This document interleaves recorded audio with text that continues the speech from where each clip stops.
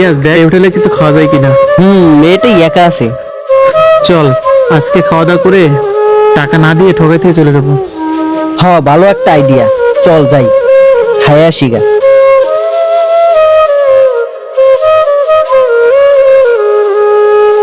এই মামুনি, জি আঙ্কেল, কিছু লাগবে আপনাদের? তোমার হোটেলে কি ভাত আছে? হ্যাঁ আঙ্কেল, ভাত আছে। আচ্ছা বুঝলাম, তাহলে তরকারি কি কি আছে?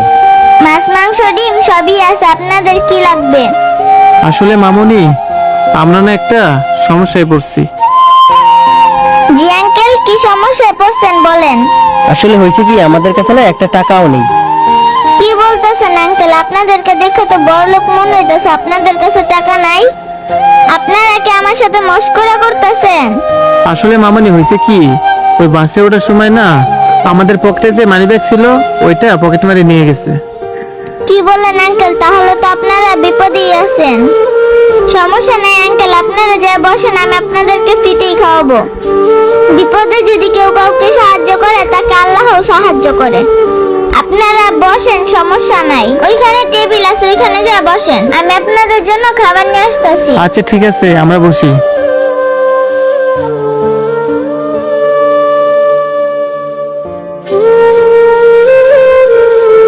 না আঙ্কেলরা মনে হয় অনেক ক্ষুধার্ত, আমি যাই তাড়াতাড়ি করে ওদেরকে খাবার দিয়ে দিই।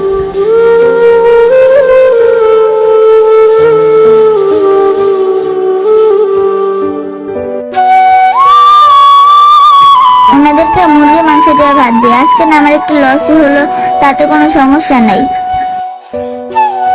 এই নেন আঙ্কেল তরকারি, আমি আপনারটা আনতেছি।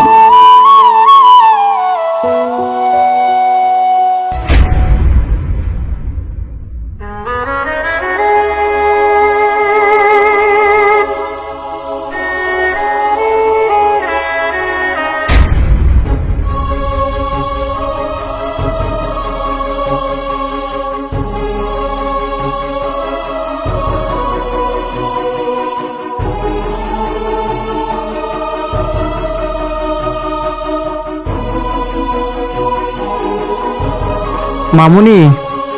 জি আঙ্কেল, আপনাদের কি খাওয়া হয়েছে? হ্যাঁ মামুনি, তোমাদের তরকারিটা না অনেক সুন্দর হয়েছিল। আচ্ছা মামুনি, তোমার বিল কত হয়েছে এখন বলো। জি আঙ্কেল, আপনাদের কাছে তো টাকা নেই, আপনাদেরকে বিল দেওয়া লাগবে না। আসলে মামুনি, আমরা তোমার সততার পরীক্ষা নিলাম। আর তুমি সে পরীক্ষায় পাশ করছো।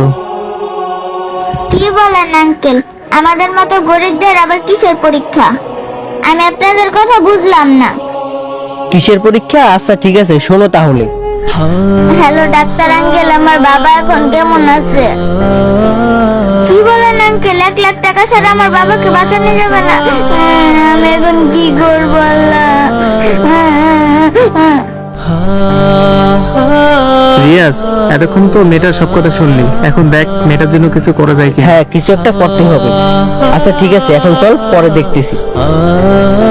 এবার বুঝতে পারছো মামুনি, আমরা তোমার সব কথা ওইখানে দাঁড়ায় দাঁড়ায় শুনছি।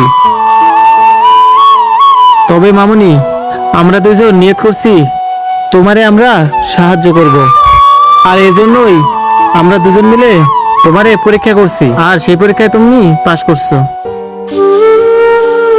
কি বলেন আঙ্কেল? আপনারা আমাকে সাহায্য করবেন? কি বলবো আঙ্কেল, আমার ডাক্তারে বলছে আমার বাবাকে 1 লাখ টাকা ছাড়া বাঁচানো যাবে না।